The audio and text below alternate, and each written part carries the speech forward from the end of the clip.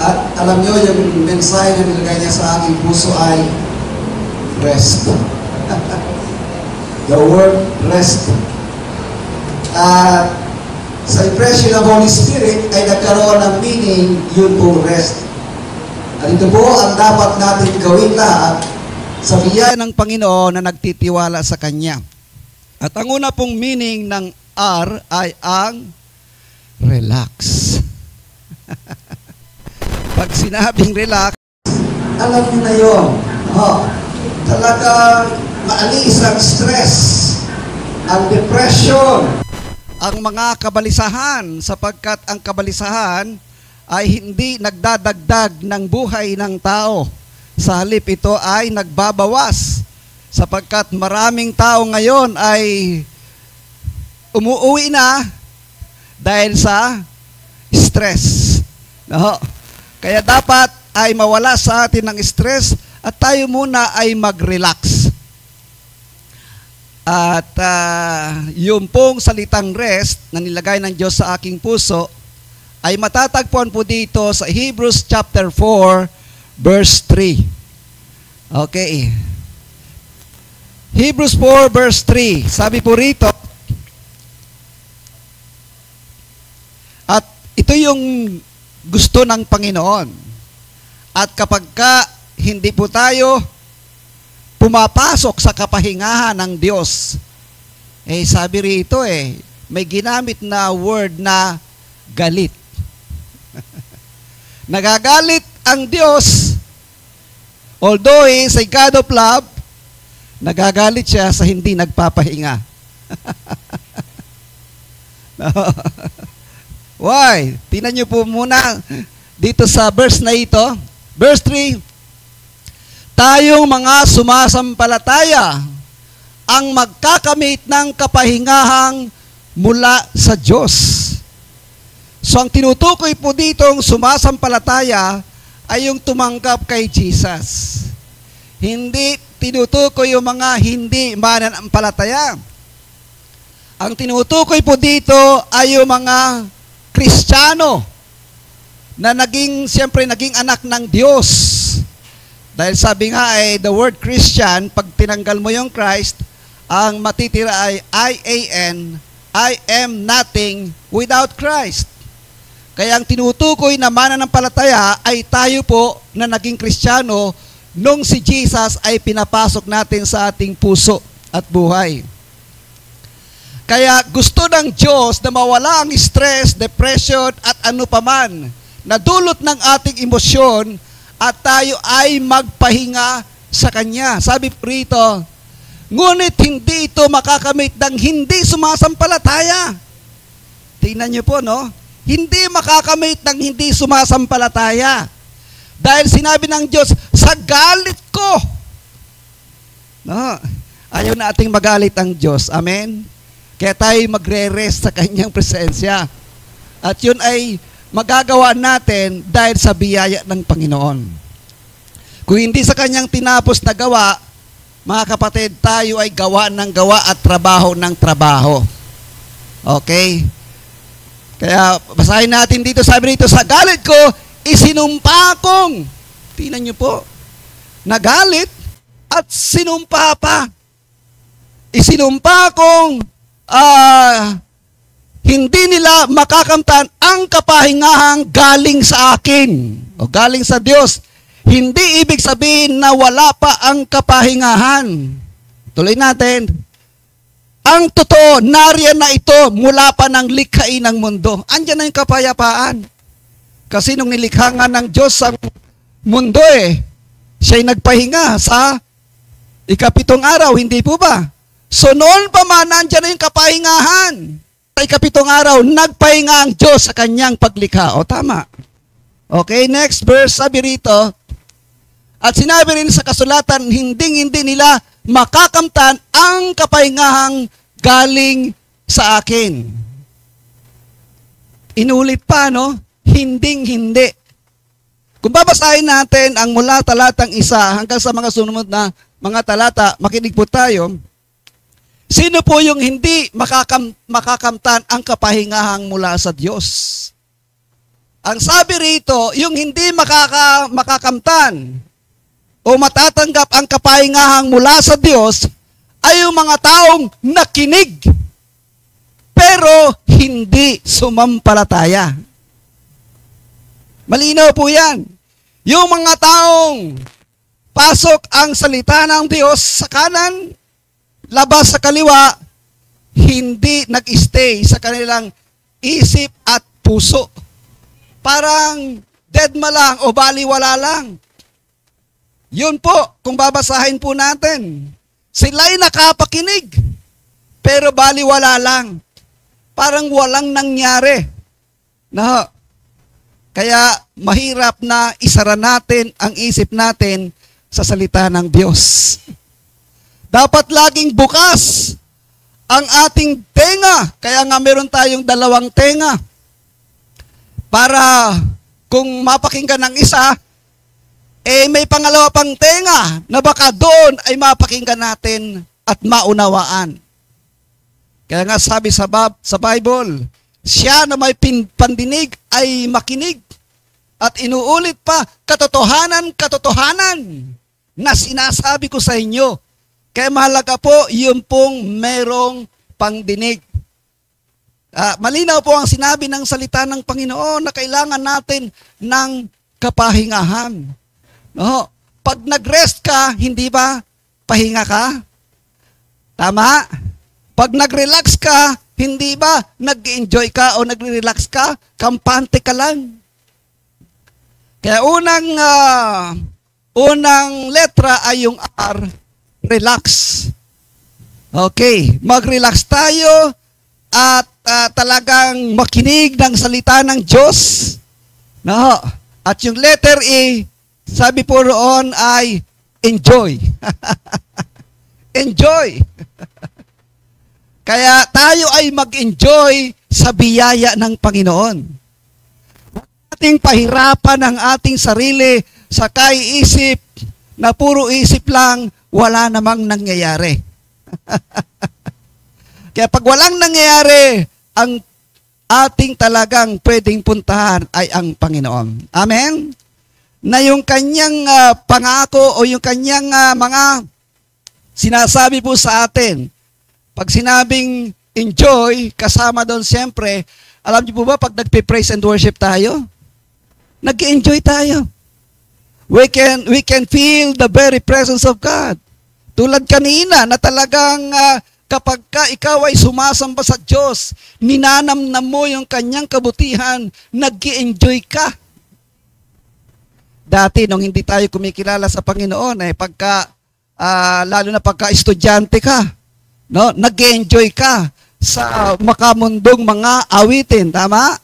Talagang masaya tayo.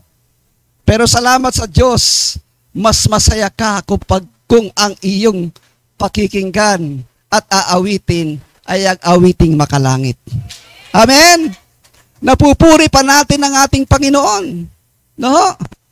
Kaya masarap pong mag-praise and worship. Masarap umawit sa Panginoon. Lalo na kung ikaw ay marunong maggamit ng instrumento. Ikaw ay nag-iisa sa iyong kwarto at sinasamba mo ang Panginoon at wala kang pakialam. Naalala ko yung aking kapatid sa Mindoro. Yung pong aking kapatid, si Ate Pasing, si Pastora Ethel at ako po doon sa tatlo. Ako lang po yung nag-iisang lalaki. Parehas po kaming walang maintenance. Dahil ang maintenance po namin, siyempre, yung pag-enjoy sa presensya ng Panginoon. Enjoy lang natin ang buhay. No? Huwag tayong pailalim o magpakapagod, no? Sa mga bagay na hindi naman mabunga sa pag-iisip, sa pag-alaala. Maging sa ating, kung meron man na mabibigat na pinagdaraanan, maging sa sakit at karamdaman. No? Ano man ang ating napapagdaanan na hindi talaga makatutulong, nahihirapan lang tayo, wala tayong dapat gawin kundi ipagkatiwala sa Diyos. Yun lang po ang dapat po nating gawin. So enjoy. relax, enjoy. Kung tayo may time na makapunta ng mall, no? Makapag-relax sa mga ilalim ng puno. Kaya ako'y mahilig sa halaman, gusto ko nasa ilalim ng puno eh. No, kasi meron niyang parang energy, natural energy na nagpapalakas sa ating katawan. Amen. Kaya enjoy. Kung may panahon sa pamilya, mag-enjoy, mamasyal. No, wag lang yung sobra. No, wag lang yung talagang wala ng panahon sa Diyos. Sapagkat walang maipapalit sa presensya ng Panginoon. Sa pag-una sa kanyang gawain. Alam niyo po, yung salitang enjoy, dapat meron ding tinatawag na accountability. Kasi yung iba, pag may problema, ang enjoy na ginagawa ay kasama yung pagbibigay ng kasiyahan sa kanyang sarili. Tama? Sa mga ibang mga pamamaraan, sa mga kumukuti-kutitap, no? Sa mga red houses, no? Sa mga, alam nyo na yon, na dinadaan sa hindi magandang mga bagay, kaya naman, ano ang mapapala nila? Ang magsasaya doon ay ang kaaway. Tama? Kaya yung opposite noon, ikaw, kapag ikaw yung nag-enjoy na para lamang sa iyong sarili, pansamantalang makalimot, pero ikaw yung nagkakasala, ang natutuwa doon ay ang dyablo. Pero kapag ikaw ay nag-enjoy, mga kapatid, na hindi ka nagkakasala at napapapurihan natin ang Panginoon, ang nag-enjoy doon ay ang Diyos. Amen? Palakpakan nga muna natin si Lord. So enjoy life to the fullest. No, pinagpala tayo ng Diyos, so enjoy natin ang buhay natin.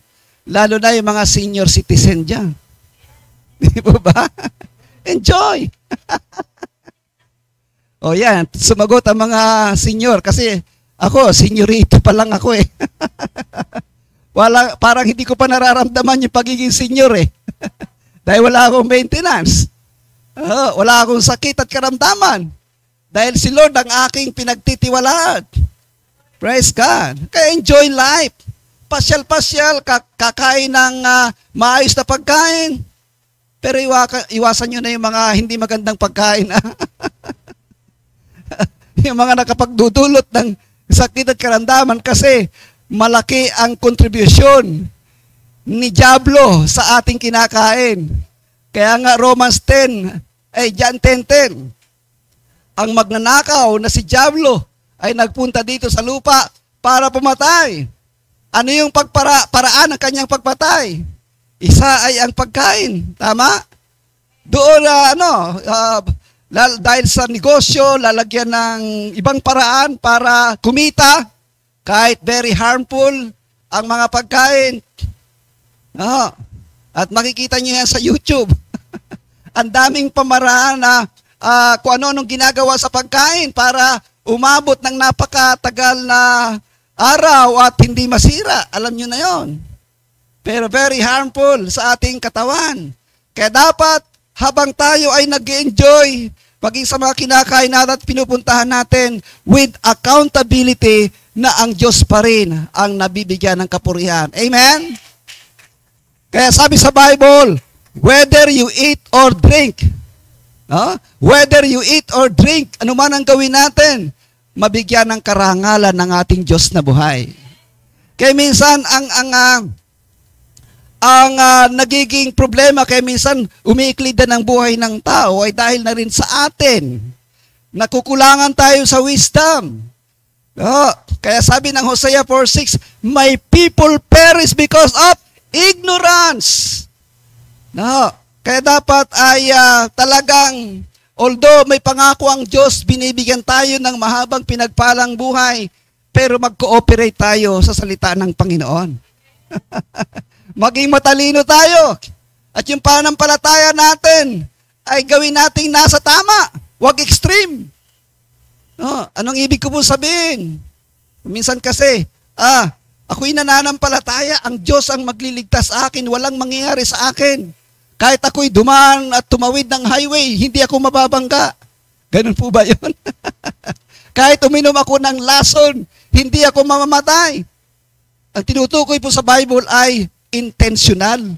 pagka-intentional mong talagang ginawa, ay mayayari ka. Pag sinabi mong tatawid ka, hindi ka mababangga, alam mo namang daming dumadaan sa highway. Mayayari ka talaga. Yun ay tinatawag na kamangmangan. May people perish because of ignorance or because of lack of knowledge. Yung lason naman, pag nakainom ka na hindi mo alam na may lason, doon ang himala ng Panginoon. Pero itetest mo siya, iinumin ko ang lasong ito. Hindi ako mamamatay. Anong tawag doon? Huwag nyo nang sabihin, masakit sa tenga. Okay? Kaya enjoy tayo with accountability. Yung sa lahat ng bagay ay nabibigyan pa rin natin ng kapurihan ang ating Diyos na buhay. Amen po ba? Palakpakan muna natin si Lord. Praise God. And then yung S ay sit. S-I-T.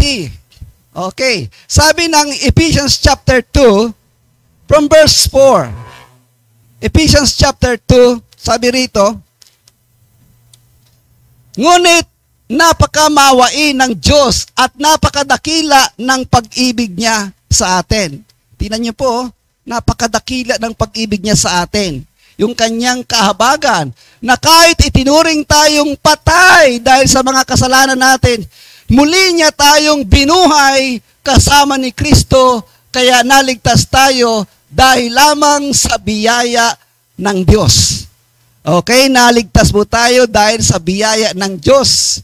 And next verse, sabi po rito, verse 6, at dahil sa pakikipag-isa natin kay Kristo Jesus, binuhay tayo ng Diyos mula sa mga patay, kasama ni Kristo, para maghari tayong kasama niya sa kaharian sa langit. Alam niyo po, sa English version, lang sa English version, kasi minsan ay yung version sa Tagalog merong nawawalang importanteng salita. Sabi ng Ephesians chapter 2 verse 6, sabi rito, and had raised us up together and made us sit together. Sit together. Okay. And made us sit together in heavenly places in Christ Jesus. Nung tayo niligtas ng Panginoon sa pamamagitan ng kanyang biyaya, ginawa rin daw tayong nakaupo sa kanyang kanan o sa kanyang tabi. Sit together in the heavenly places. Ano po ang ibig sabihin nito? Pag sinabi siyempre nakasit o nakaupo, ay ikaw ay nakarelax. Tama?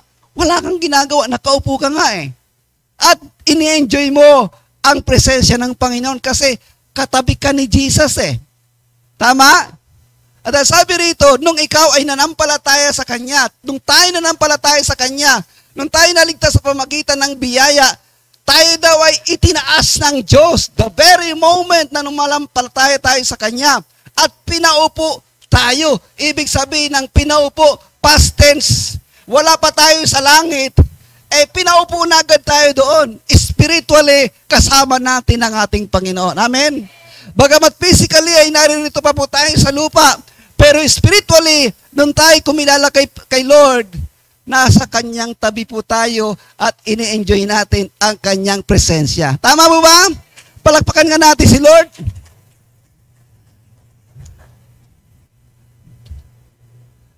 Ginawa niya ito para maipakita niya sa lahat sa darating na panahon. Okay, tingnan niyo po. Para maipakita niya sa lahat sa darating na panahon. From that moment that He said it, hanggang sa ating panahon at sa darating na panahon sa pamangalawa niyang pababalik, gusto ng Diyos na tayo ay umupo sa Kanyang tabi. Doon sa kalangitan. At pagdating ng rapture, mga kapatid, literally, physically, kasama tayo ng Diyos doon sa Kanyang kaharian. Pangako niya yan, salita niya yan. Hallelujah. Ang hindi mapapantayang kasaganaan ng biyaya. Sabihin nga po natin, kasaganaan ng biyaya. Tingnan niyo po ang kabutihan ng Diyos at kabutihan na ibinigay niya sa atin sa pamamagitan ni Kristo Jesus. Praise God! What a great privilege sa kanyang tinapos na gawa, mga minamahal. Pinaupo niya tayo sa kanyang tabi. Pagka nasa kanya pong tayong tabi, mag-aalala ka pa ba? May stress ka pa ba? Yan ang pinakamagandang nangyayari sa buhay ng isang tao, ang siya ay makakilala kay Lord at paupuin sa kanyang tabi. Sa kanyang paghahari, mga kapatid. Hallelujah! Dahil sa biyaya ng Diyos, naligtas kayo nang sumampalataya kayo kay Kristo, kaloob ito ng Diyos at hindi galing sa inyo. Tingnan niyo po, kung galing sa atin ang kaligtasan para po tayo makapag-rest, mga kapatid, ay napakahirap nun. Sapagkat tayo ay gumagawa. Kaya nga si Jesus na ang gumawa para hindi na tayo gumawa. Amen? Si Jesus na ang umako ng lahat. Sabi ng Bible, siya ay naging kasalanan. Para tayong nagkasala, ay ginawang katwiran ng Diyos kay Kristo Jesus. At yun ay magandang balita. Kapag kaganon, makakapag-relax tayo talaga sa presensya ng Panginoon.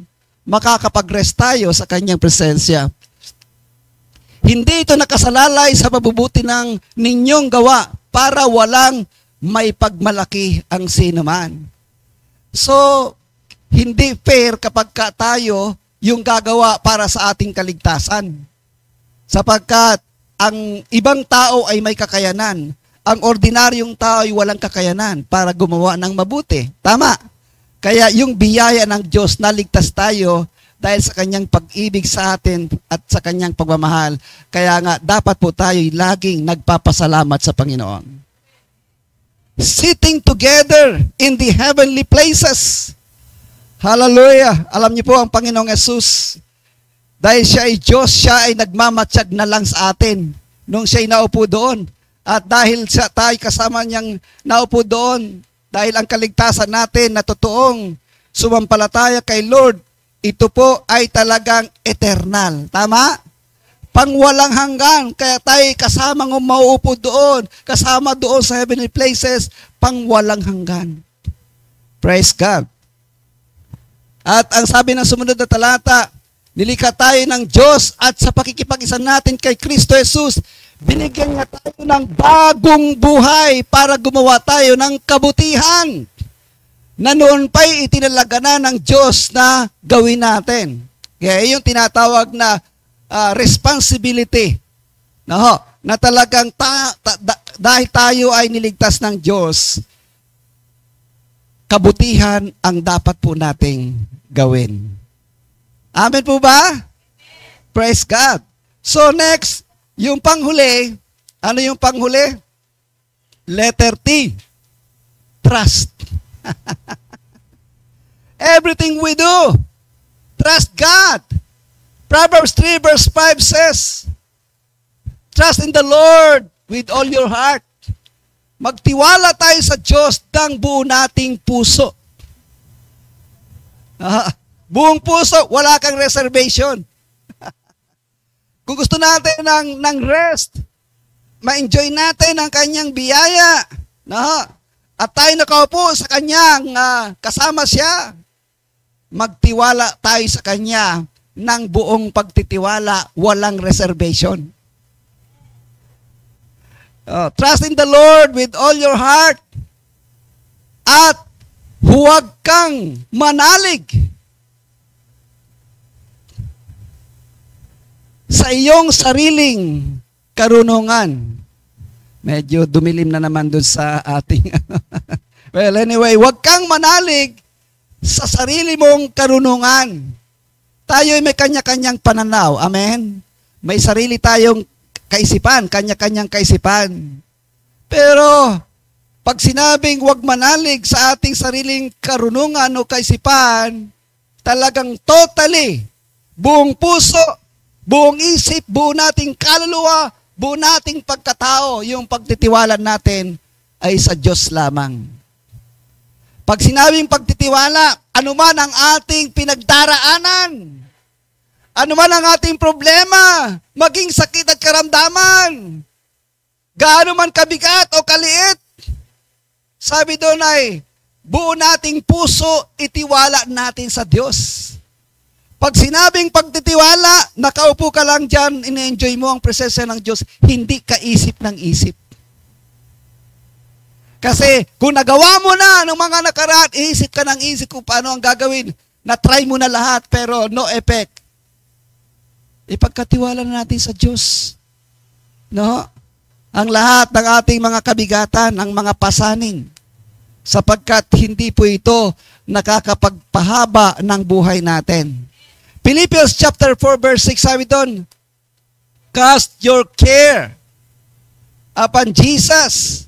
Philippians, 1 Peter chapter 5 verse 7. Ipagkatiwala natin sa Diyos lahat ng ating mga kabigatan. For He cares for us. Ipagkatiwala nyo sa Kanya ang lahat ng kabalisahan nyo dahil nagmamalasakit siya sa inyo. The word nagmamalasakit, anuman yung ating mga iniisip at mga kabalisahan, maging sa trabaho, maging sa negosyo, sa lahat ng bagay, ipagkatiwala natin sa Diyos. Sabi nga ni Bishop J. Castro, when you work, God rest. When you rest, God works. Yan ang biyaya. Pagka ikaw ay gumawa, pero ibig ko po sabihin dito, ang paggawa po mga kapatid, i-differentiate natin. Ang ibig ba sabihin ng ikaw ay magpahingay, nakaupo ka na lamang at di ka na nagtatrabaho, hindi ka na gumagawa, kaya nga nami-misunderstand ang biyaya kasi ang biyaya daw ay nagbibigay katamaran. No? Pero iba po yung meaning ng pagpapahinga, no, pagre-relax, yung pagpapahinga doon sa physical at saka sa spiritual. Ang tinutukoy po dito ay yung spiritual. Yung pong iyong mga alalahanin, yan ay hindi nakikita. Yan ang nagpapabigat sa atin. No? Kaya yung iyong mga kaisipan, iniisip, problema, dyan ka mag-rest at itiwala mo sa Panginoon. Pero yung paggawa, sabi dito, ikaw ay gumawa ng mabubuting gawa. Hindi tayo tamad, gumagawa tayo. Sabi nga ni Pablo, ako ay nag-labor mas higit sa inyo o gumawa kaysa sa inyo. Sabi ni Pablo. Kaya makikita natin dito yung physical o literal na paggawa through our body ay kakaiba doon sa paggawa sa atin pong spiritual. Nagpapahinga po tayo sa ating mga depression, sa oppression, or stress, sa lahat. At tinitiwala na lang sa natin sa Panginoon. At we are working out our salvation na tayo gumagawa ng mabuti sapagkat tayo iniligtas ng Diyos. At kapag ganoon ang nangyari, tayo po ay nag-relax at nagpahinga sa Kanya, mga kapatid. The Lord also enjoy at natutuwa ang Panginoon sapagkat siya ang nabibigyan ng karangalan at kaluwalhatian. Amen po ba? Palakpakan muna natin si Lord. So trust in the Lord with all your heart and do not rely on your own understanding. Ibig sabihin, kahit matalino ka, kahit ikaw ang pinakamayaman, mga kapatid, kapag ikaw ay kumilala kay Lord, iset aside mo ang iyong karunungan at mag-depend ka kay Lord with all your heart. At pag si Jesus o ang Diyos ang ating pinagtiwalaan, hindi ka magkakamali. Amen? Doon ka makakapag-relax, makapag-enjoy ng gusto sapagkat kampante ka, you are at peace with God. No? Na talagang dahil nagtitiwala ka sa Kanya, no way for sickness or diseases, no way for mga matitinding mga pinagdaraanan natin. Siya lahat ang bahala. Kaya sabi nga doon sa Matthew 7 verse 28, sabi doon ay, come unto me, all of you who labor and are heavily laden, and I will give you rest. Lumapit kayo sa akin na nangabibigat ang lubha At bibigyan ko kayo ng kapahingahan. Sabi ng Bible, si Jesus ay tinawag na Lion of Judah. Bakit tinawag na Lion of Judah si Jesus? Ang Bible nagsasabi na si Diablo ay roaring lion, umaatungal na leon. Pero bakit si Jesus ay tinawag na Lion of Judah? May pagkakaiba rin po, mga kapatid. Kumbaga sa Diablo rin ay, si Diablo ay tinawag na, Prince of the world, prinsipe ng mundo. Si Jesus naman ay Prince of Peace, parehas prince, pero may pagkakaiba. Sa leon, mga kapatid, ang leon, siyempre matapang yan at tumaatungan yan. Sabi ng Bible, the devil is like a roaring lion. Alam niyo ba ang karakter ng leon? Bakit ba siya umaatungal? Hello? Bakit siya umaatungal? Yung kanyang karakter. Siyempre, ang una nating maiisip ay nananakot. Tama? Nananakot. Pero ang karakter ng leon, pag gumatungan yan, hindi talaga siya nananakot. Natatakot lang ang tao kasi nga, leon, matapang. Pero ang karakter ng leon, kapag siya ay umatungal, katulad ng Diablo, yung roaring lion, mga kapatid, ibig sabihin, nagtatawag yan ng kasama. Nagtatawag yan ng ibang demonic spirits para ikaw ay matakot o ikaw ay sugurin. No. Pero si Lord, ang definition o bakit siya ginawang Lion of Judah, ang lion, mga kapatid, pag binuka niya ang kanyang bibig, pwedeng i-cast mo ang lahat ng inyong kabalisahan sa Lion of Judah. Sa kanya natin ipagkatiwala. Kaya tinawag siyang Lion of Judah. At kaya niya tayong ipagtanggol. At wala siyang pagkatalo. Sapagkat siya'y kinatatakutan ng lahat. Amen? Palakpakan natin si Lord. That's why huwag po tayong matakot, mga kapatid. Yes. Kasama natin ang Panginoon. Together nga eh. Kaya trust in the Lord with all our hearts. And do not rely on your own understanding, and in all your ways. Yan. All your ways. Lahat ng iyong pamamaraan. Maaring na-try nyo na ang lahat. Pero this time, lahat ng iyong mga daan o paraan. In all your ways, acknowledge Him. Lord, ano po ba ang dapat kong gawin? Lord, matindi ang aking pinagdaraanan. Ano po ba ang aking dapat gawin? Buksan mo ang Bible mo. And God will talk to you through His words. Yun yung tinatawag na logos. Meron naman pagkakataon na, Lord, ano po yung dapat kong gawin? Minsan ay merong impression agad sa iyo. No, nasasabihin yung tinatawag na, rema. Merong agad impression sa iyo ang Panginoon. So, thank you Lord, thank you Lord. While you are worshiping God, thank you Lord. Merong impression si Lord. And magandang ma-experience natin yan. Mga kapatid, hindi lamang pastor ang nakaka-experience yan o mga lingkod ng Diyos. All of us who are devoted, who have talagang meron pong intimacy with God, yung relationship natin kay Lord. And you will experience how God talks to us. Through prayer, through worship, through reading God's Word. Kaya ganun po, sa pagtitiwala natin sa Panginoon, lahat ng bagay, tiwala natin sa Kanya, konsultahin natin siya. Pag may sakit tayo, siyempre, ang unang tendency ay hospital agad. Check up agad, di ba? Nakalimutang mag-pray. Nakalimutan si Lord muna ang konsultahin. No? Kaya lumalaki ang gastos, nakakalimutan konsultahin si Lord. Mga kapatid, kung mayroon tayong hinahanap ng lugar, konsultahin natin ang Holy Spirit. Holy Spirit, saan yung hinahanap ko? Pagka ganun ang ginawa natin, mga kapatid, nagre-reveal ang Holy Spirit. He guides us. At hindi ka nahihirapan. Nung ako'y nasa college, mga kapatid, nung kabuborn again ko lang, lagi kong kinukonsulta si Lord. No? Kaya kapag siyempre sa UE, medyo pag-uwi ka na, matraffic. O kaya talagang daming pasahero. Lord God, bigyan niyo po ako na ako'y makakasakay agad. And then, meron po doon na daraang jeep, isa na lang ang kulang. Tama. Nakakalimutan natin konsultahin kasi si Lord eh. No? In all your ways, acknowledge Him. And He shall direct our paths. Yun ang maganda doon. Amen? Palakpakan natin si Lord.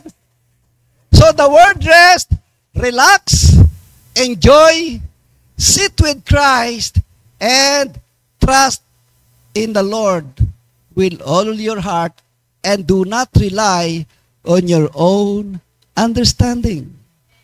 In all your ways, acknowledge Him, and He shall direct our paths. Tumayo po tayong lahat, mga kapatid.